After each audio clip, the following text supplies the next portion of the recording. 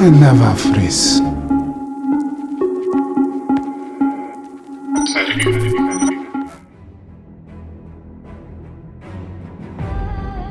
When stolen Wakandan vibranium was used to make a terrible weapon. My name is King T'Challa, son of King T'Chaka. For the first time in our history, we will be sharing our knowledge and resources. Wakanda will no longer watch from the shadows. Yup. You almost got me. You almost got me. I almost did it. Yo, what's good in the web? I'm your man Q, back again, and yes, it's been a long time coming for the revival, the rebirth, Geek 2.0.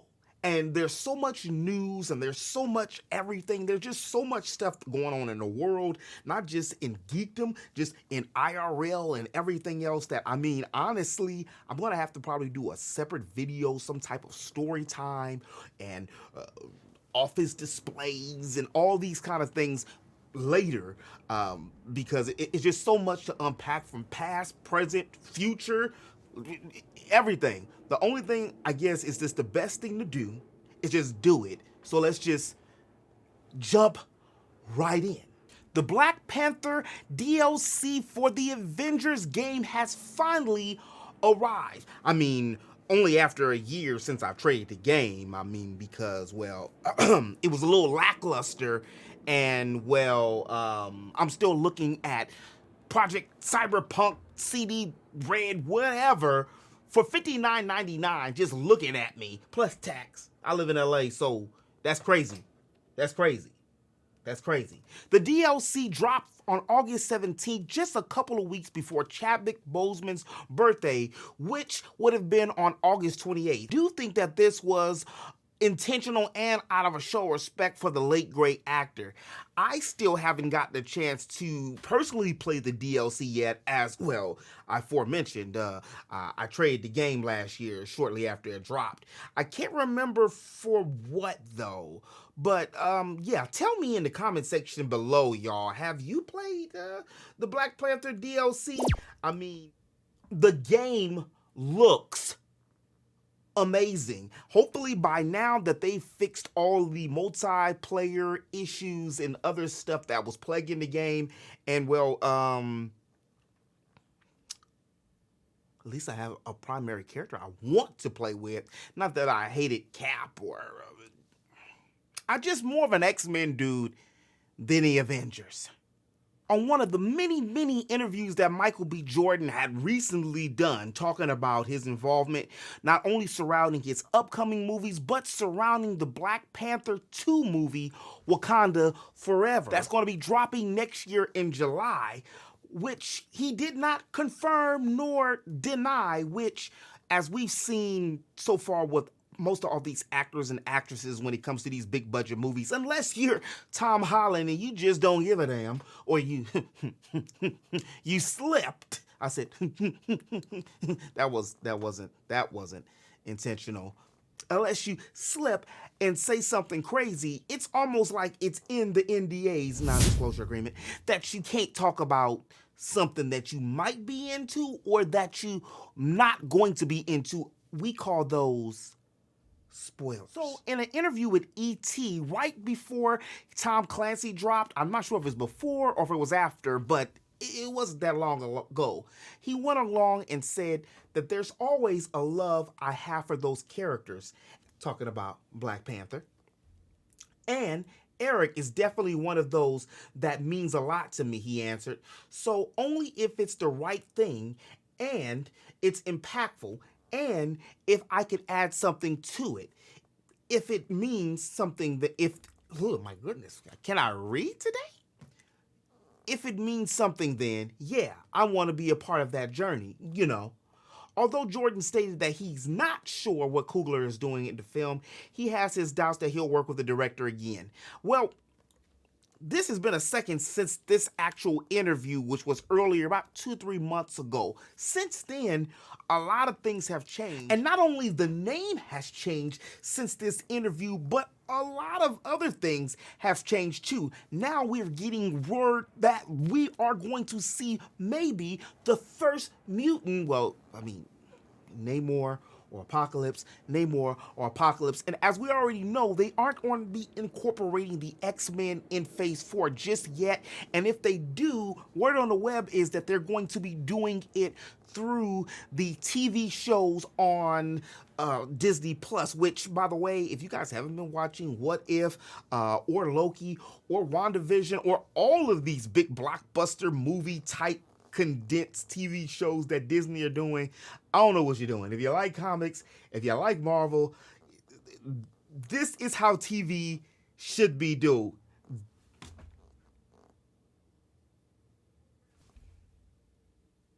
This is how TV should be done. And now with the sacred timeline broken and the appearance of Kang and the emergence of the multiverse, anything and everything is up for grabs and is possible. Even though Kevin Feige and Ryan Coogler say that they will not be recasting the role of T'Challa out of respect for Chadwick Boseman. And you know, as a black man in America, this here has me torn. Also, well, because Ryan Coogler is a brother too, I'm very curious on how he's going to, you know, manipulate this whole story and put things together, because of the fact that I don't think, I mean, of course, I didn't know him personally, but I don't think that Chadwick Boseman wanted Black Panther's legacy in a whole to just die legitimately with him. We've heard for a while that Shuri was going to take up the mantle of Black Panther as she did in the comic books, but since the emergence of What If, well, we haven't really heard too much about that. Well, we haven't. What we have seen, though, is screens of Okoye and Shuri out at MIT looking for Riri Williams. What's up, cousin? Well, now, hope she ain't my cousin. Riri, please don't be my cousin. In all seriousness, though, this is where I understand the sentiment with not wanting to reprise the role of T'Challa. But in all fairness, seriously, we as black folks have been thirsting and just out here on these geek streets, hungry for any type of black superhero that we can have our kids look up to. Now, I still don't have any kids personally, but when I do, I want them to have the experience, which they will, a lot better than I did, because during the 80s, 90s, there was no Jon Stewart out in the forefront. There was no T'Challa, aka Black Panther, out in the forefront. And again, representation matters. It matters a lot, especially on the younger generations, that if they see it, they feel that they can be it. But this ain't that kind of video. I remember when the movie came out, I took my moms to see it, and she is not the biggest person on science fiction, as well as a lot of my friends who just aren't into certain geekdoms. But when they seen the culture, the Afro-punk, when they seen how Afrocentric and science fiction had merged and was Wakanda, they fell in love with it. And my mom still to this day asks me, is there going to be another one? And what's going to happen after, you know, Chadwick passed away? And that's what it did. It did a bigger thing for the culture than many movies that, like Blade and other movies, had done, especially because, again, Blade was dealing with the vampires and not really a whole lot of black folk batter type things. Yeah. And in my opinion, if anyone should reprise the role, it should be Michael B. Jordan, who, under the tutelage of Ryan Coogler, has become not only a good writer, a pretty decent producer, but also he was there and knew and had a personal relationship with Chadwick Boseman. And he also knew and understood how important the role was to him.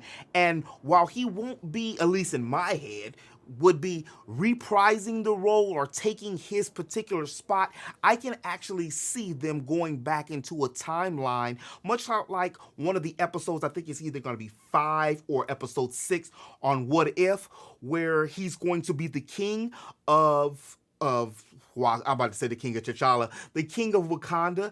That, I feel we're going to get a big, not reveal, but a idea of where they might be going with the movie because of that. Because if Carter can become Captain America in her timeline, which, Captain Britain, why can't there be another king of Wakanda? Does that make sense? Also, because I really feel from watching the movie over and over again, even though it will be 2 different characters, the role of Killmonger that Michael B. Jordan played, well, Black Panther, the first movie, was really Michael B. Jordan's movie, from the start to the end. And I would like to see, since his legacy may have ended in the end of the movie, which we still didn't know because, Wakanda has a lot of different things they could have done to him cryogenically to keep his body preserved. There's so many different loopholes and things that can go on, especially now with the sacred timeline and the multiverses, that can bring him back, but in a respectful way. I'm anxious. I'm excited. I really just want to see what's going to happen and how they're going to do it. There's also been rumblings about Doctor Doom coming in the movie too, as well as which we already know we're getting Namor. And even before that, I was really excited about the crossover when Chadwick was alive. They were talking about doing with Kraven. But I'm excited to watch this What If that's going to talk more about it and see how much information they can pack into the 30 minutes. Because this, which we see, Black Panther is going to be one of the centers of the universe, the MCU, especially now that Tony Stark is gone and we don't have a Reed Richards yet. So Shuri has taken up the mantle as the smartest person in the MCU at the moment. And, well, uranium and, vibranium and all the other good stuff that Wakanda has and has opened up to the world is going to be a epicenter for where big shit happens. Let me know in the comment section below, what do you think? Would you like to see Michael B. Jordan play Killmonger, or would you like that's it? Me personally, you already know. I mean, you cannot, just like with Iron Man, you cannot not have another Iron Man ever. They're already working on Ironheart with Riri Williams. So, I mean, you cannot not have a Black Panther, as it's been so much stock put into him since he arrived in the MCU. But, that's just my take. And last but not least, introducing a new segment called Happy Time. Unfortunately, it's not a happy time with this particular topic. It's a happy homecoming to Ed Answer. Ed played in countless roles throughout his 60-plus year career, most famously, especially to those who are baby boomers and above, was the mean boss Lou Grant on Mary Tyler Moore. The show ran on CBS from 1970 to 1977, and he was nominated for the Emmy for Best Supporting Actor in the Comedy Series every year the show was on air. He won it in 1971, 72, and in 75. He went on to win the Best Lead Actor in 1978 and in 1980 for his spin-off show called Lou Grant. His most notable role is probably a recent one, where he played retired salesman and widower Carl Fredrickson, who flies his house to Paradise Falls to fulfill a childhood dream he shared with his late wife, Ellie, in the Disney Pixar movie Up. My favorite role, though, was Ed Wansler on Boondocks, much like his role as Lou on Mary Tyler Moore, except, well, the old greedy white dude that ran an entire community called Woodcrest Park. The episode titled The Itis, where he manipulated the system in order to get his way, is way too real world. Like, for real, real world. Also, this episode introduced the famous Luther Burger.